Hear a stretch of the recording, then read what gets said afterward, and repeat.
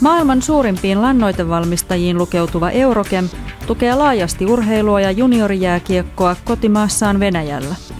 Tänä vuonna Eurochem lanseerasi uuden Suomen ja Venäjän välisen juniorijääkiekon ystävyysturnauksen.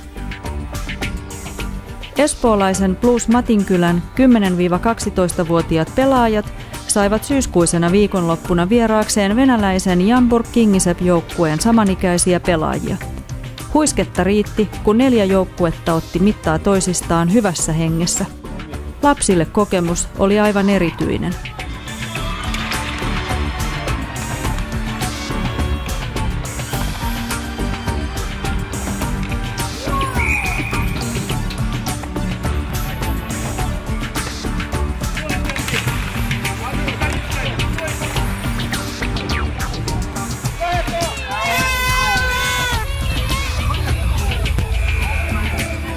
Osa venäläisistä juniorikiekkoilijoista oli Suomessa ensimmäistä kertaa ja jääkiekkopelien lomassa vieraat ehtivät myös tutustua Helsingin nähtävyyksiin ja vierailla Linnanmäen huvipuistossa.